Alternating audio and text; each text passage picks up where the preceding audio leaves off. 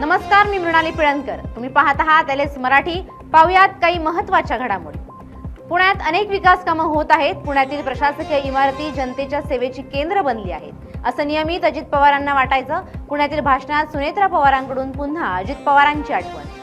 सामाजिक कार्यकर्ते विदुर लागडे पाटील यांची मंत्री राधाकृष्ण विखे पाटील आणि मनोज जरांगे यांच्या विरोधात पोलीस महानिरीक्षकांकडे तक्रार.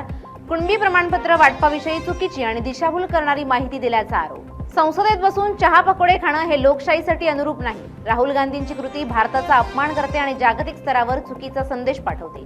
अमित शहांची राहुल गांधींवर टीका.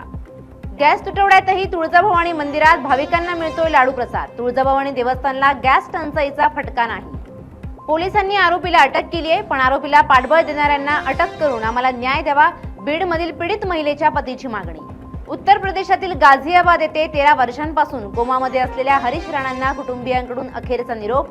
कुटुंबियांनी शक्य ते सर्व केले होते उपचार. रायगडमध्ये मेरीटाईम बोर्डाने बांधलेल्या दासगाव जेट्टीची दुरावस्था. ये जा करणाऱ्या नागरिकांना सहन करावा लागतोय त्रास. स्थानिकांची तातडीने दुरुस्तीची मागणी. अकोल्यातील सोनाळा गावात घराच्या छतावरून गेलेल्या विद्युत तारेमुळे एका कामगाराला लागला विजेचा धक्का. कामगाराची प्रकृती गंभीर असून रुग्णालयात उपचार सुरू. अकोल्यातील रेल्वे स्थानक परिसरात भर दिवसाई गर्दुल्ले मद्यपी रस्त्यावर नशा करून एकमेकांना मारहाण शिवीगाळ करत असल्याचं चित्र.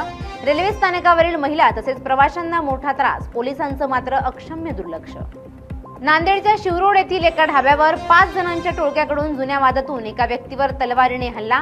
पोलिसांकडून 6 आरोपींना अटक. या होत्या आताच्या घडीच्या काही महत्त्वाच्या बातम्या. अशाच महत्त्वाच्या बातम्यांसाठी पाहत रहा एलएस मराठी.